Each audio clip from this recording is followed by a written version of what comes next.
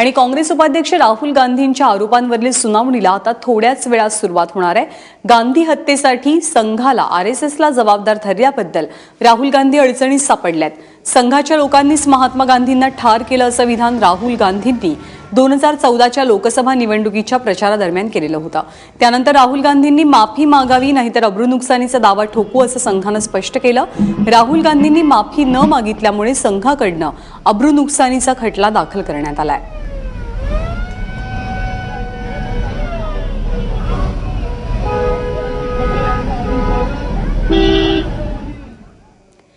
दरम्यान राहुल गांधी यांचे वकील ॲडव्होकेट नारायण अय्यर यांच्याशी बातचीत केलेली आहे आमचे प्रतिनिधी अक्षय कुडकेलवार यांनी। आपल्यासोबत राहुल गांधींचे वकील नारायण अय्यर आहे। अय्यर सर, आज नेमकी कोर्टामध्ये कशा प्रकारची प्रक्रिया असणार आहे?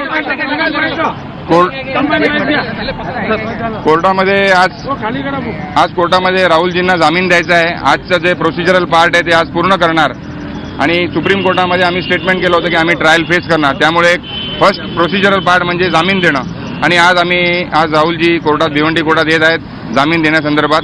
ज्या कोर्टासमोर आम्ही अर्ज देणार जामिनाचा आणि त्याप्रमाणे कोर्ट जे ऑर्डर करेल जामिनासंदर्भात ते आम्ही त्याप्रमाणे श्युरिटी फर्निश करू। सर, ज्या पद्धतीनं आरोप करण्यात आला, राहुल गांधींनी वक्तव्य केलं होतं की आरएसएसनीच महात्मा गांधींची हत्या केली, कशा पद्धतीनं या ठिकाणी हा युक्तिवाद चालेल?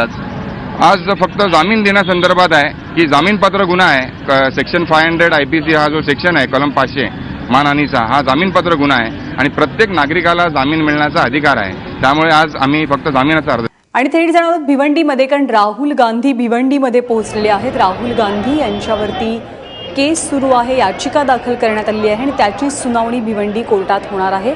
2014च्या लोकसभा निवडणुकीच्या प्रचार सोहळ्यामध्ये बोलताना, प्रचार कार्यक्रमामध्ये बोलताना त्यांनी थेट गांधी हत्येसाठी संघाला जबाबदार धरलेलं होतं आणि या संदर्भात संघानं स्पष्टपणे म्हटलेलं होतं की राहुल गांधींनी माफी मागावी, अन्यथा अब्रूनुकसानीचा दावा दाखल करण्यात येईल। राहुल गांधींनी माफी मागितली नाही, यामुळे भिवंडी कोर्टात हा खटला दाखल करण्यात आलेला आहे आणि राहुल गांधींना वारंवार भिवंडी कोर्टात हजर राहण्याचे आदेश दिले गेले होते आणि आता राहुल गांधी स्वतः भिवंडी कोर्टात उपस्थित झालेले आहेत। चोख सुरक्षा व्यवस्था त्यांच्यासाठी आहे, कार्यकर्त्यांनी सुद्धा मोठी गर्दी केलेली आहे।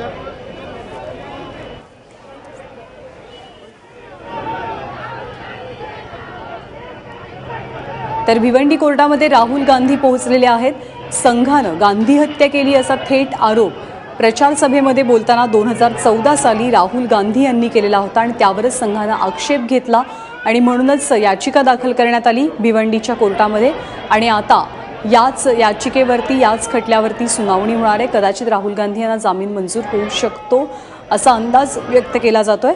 काँग्रेस कार्यकर्ते खूप मोठ्या संख्येनं कोर्टात पोहोचलेले आहेत।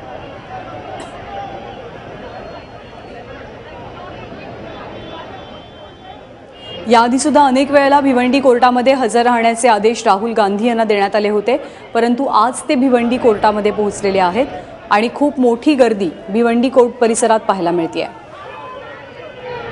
सुहास रेडेकर आपले प्रतिनिधी आपल्यासोबत आहे। सुहास, काय चित्र आहे, काय दृश्य आहे कोर्टाबाहेरचं? नंदा इथे भिवंडी कोर्टाच्या बाहेर आणि संपूर्ण नाक्यावरती राहुल गांधीचं मोठ्या प्रमाणात काँग्रेसवासियांनी स्वागत केलं। त्यानंतर पोलिसांनी देखील कडक बंदोबस्त ठेवून कमीत कमी 500 मीटर लांब संपूर्ण जे कार्यकर्त्यांना अडवलेलं आहे, परंतु राहुल गांधी जिंदाबाद त्या घोषणा देत राहुल गांधींनी कोर्टामध्ये आताच प्रवेश केलेला आहे आणि कोर्टामध्ये ते हजर झालेले आहेत। नंदा, सुहास, माहिती जाणून घेत राहू, तुर्तास धन्यवाद या माहितीबद्दल।